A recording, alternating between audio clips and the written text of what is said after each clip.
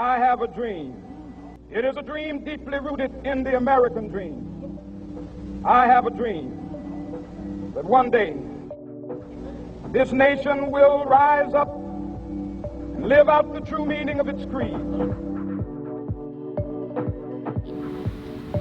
Alabama joined the Union as a 22nd state in 1819. Historically, the state is known for some of the darkest times of America: slavery, secession, Confederacy, segregation. And today, it is probably one of the most important states to visit for every American, young and old, as the state is committed to remembering the history, spreading the knowledge, so the history could never be repeated.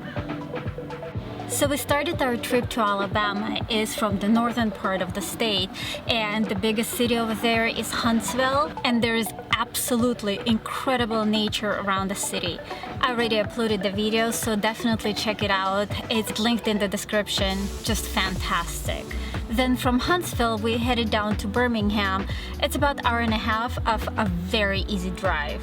Birmingham is a beautiful, green, compact city with great parks and restaurants and impactful museums and memorials that really walk you through the important part of the history of the country. But before we get to it, please like, subscribe, and share this video with your friends. In the series of Documenting America, I travel to different states of the United States and explore nature, life, culture of each destination and share my experiences with you.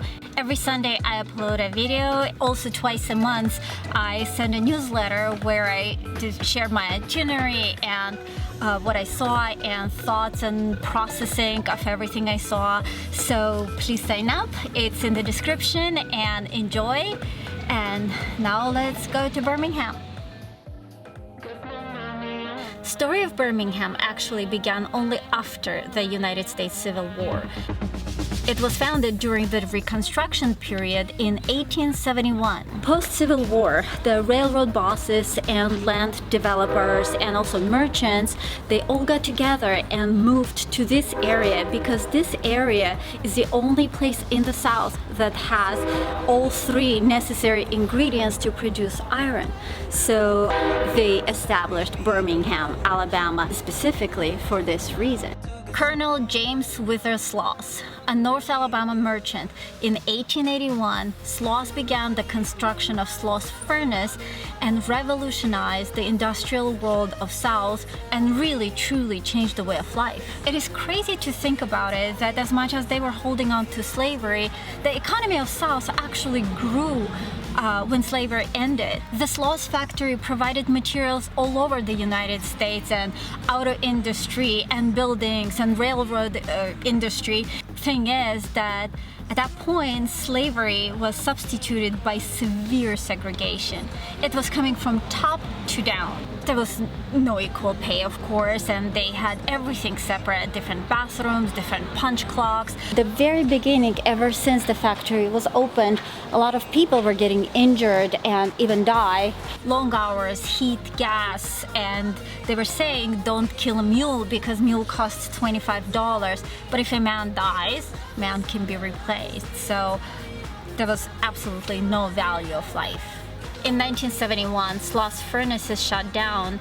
Environmental regulations made operations too expensive, so they just quit. It actually stands today as it was in 19th century, and it is open to visitors, and also they do art exhibitions and music festivals in Sloss furnaces. When you're visiting Birmingham for the first time, it is truly sobering and reflective experience. The city still struggles with stigma of its past of injustice and violence. Now Birmingham is not what it used to be. It's a beloved home to a lot of people who are proud of what their city has become, and with a lot of grace and determination, they built memorials and museums to imprint their memory into the DNA of the city, to remember and to continuously enlighten present and future generations about human rights for the sake of building a better future. They basically created a civil rights district.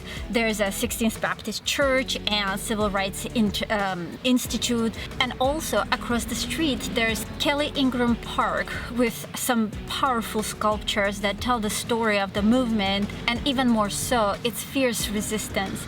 The images of police unleashing hoses and police dogs on all men, women, children spread like a fire throughout the country and became a huge turning point for the entire country to start rising up for freedom. There's so many terrible stories you go through. There's the story of 4 girls who died in a blast of 16th Baptist Church.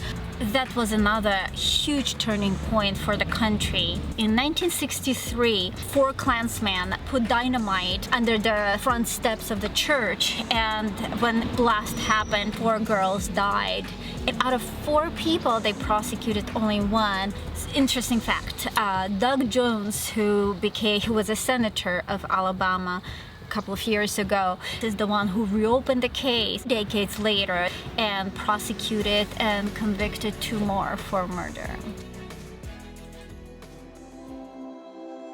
Evenings in Birmingham are absolutely beautiful. As the sun's grip lets go, you can go and enjoy the city, the restaurants. And at the high point of the city, they have this pretty awesome Vulcan Park where you get the view of the entire city, and it is so peaceful.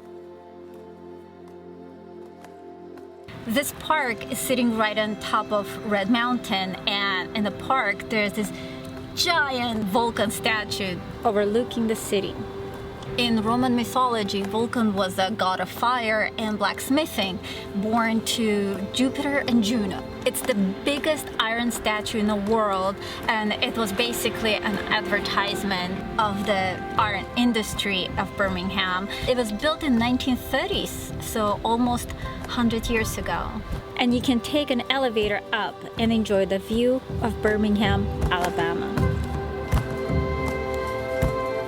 Well, this is it, my friends. Please like, subscribe, and share this video with your friends, and follow me on Instagram.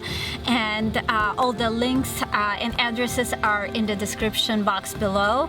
And also, I put a link of our new Patreon page. Please check it out. No pressure, and any help is going to be appreciated, and 100% of it is going to go towards making these Documenting America videos. And once again, thank you so much for watching, and I will see you in the next video. Peace!